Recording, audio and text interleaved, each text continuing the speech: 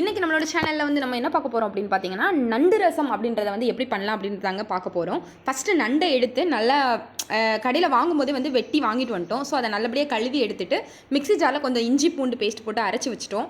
Return என்ன பண்ணிட்டோம் அப்படின்னா, கொஞ்சம் ஒரு கடாயில் எண்ணெயை ஊற்றிட்டு அதில் கொஞ்சம் கடுகு போட்டு கடுகு பொரியவும் வெங்காயம் போட ஆரம்பிச்சிட்டோம். வெங்காயம் போட்டு கொஞ்சம் அப்படி பொன்னிறமாக வதக்க ஆரம்பிக்கவும் கொஞ்சம் கருவேப்பிலை போட ஆரம்பிச்சிட்டோம்.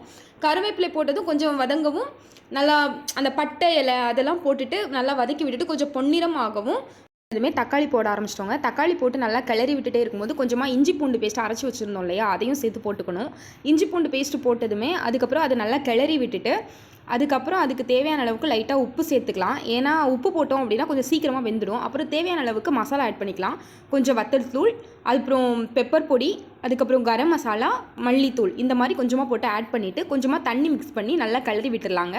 அதுக்கப்புறம் கொஞ்சம் தண்ணி நல்லா கொதிக்க ஆரம்பித்ததும் தேவையான அளவுக்கு நம்ம நண்டு எடுத்து வச்சுருப்போம் பார்த்தீங்களா, அந்த நண்டெல்லாம் ஒன்று ஒன்றா எடுத்து அது வழியாக அழகாக விட்டுட்டோம் அப்படின்னா அந்த குழம்புல போட்டுட்டு அதுக்கப்புறம் கொஞ்சம் லேட்டாக நல்லா கொதிக்க வைக்கவும் மூடி வச்சிட வேண்டியதான். ஏன்னா ஓப்பன் பண்ணி வச்சுருந்தோம் அப்படின்னா அந்த வாசனை எல்லாமே வெளியே போயிடும் பார்த்தீங்களா.